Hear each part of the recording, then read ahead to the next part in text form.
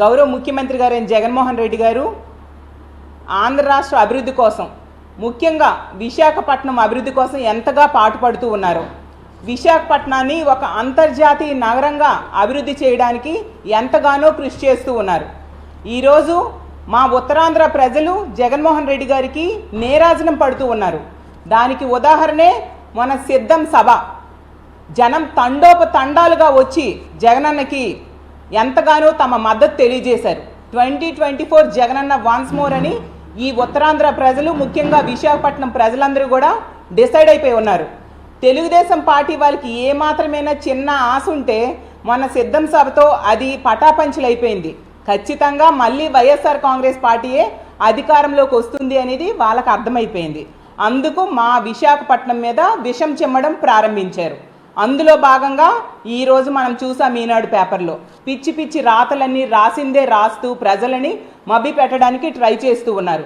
కానీ ఉత్తరాంధ్ర ప్రజలు, విశాఖపట్నం ప్రజలు అంత అమాయకులు కాదని తెలుగుదేశం పార్టీ వాళ్ళైనా, చంద్రబాబు నాయుడు గారి పత్రికలైనా కూడా తెలుసుకోవాల్సిందిగా కోరుతున్నాను.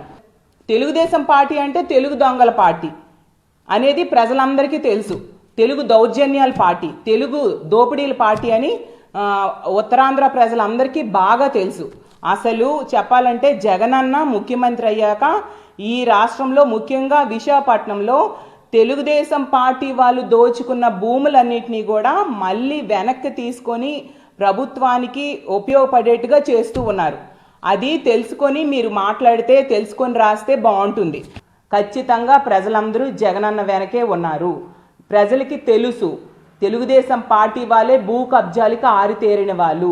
భూ కబ్జాల్లో అందివేసిన చెయ్యి ఎవరు అంటే తెలుగుదేశం పార్టీ వాళ్ళు. లేనివి ఎందుకు ఈ విధంగా ప్రచారం చేస్తారు? నిజంగా మీకు అంత దమ్ము ధైర్యం ఉంటే బహిరంగ చర్చకు రండి. తెలుగుదేశం పార్టీ వాళ్ళు కబ్జాలు చేశారా, మేం చేశామా అనేది. 2024లో ఇంకొక 2 నెలల్లో మనకి ఎన్నికలు రాబోతూ ఉన్నాయి. ఖచ్చితంగా తమ ఓటు ద్వారా మీకు తగిన బుద్ధి చెప్తారని తెలియజేస్తూ ఉన్నాను.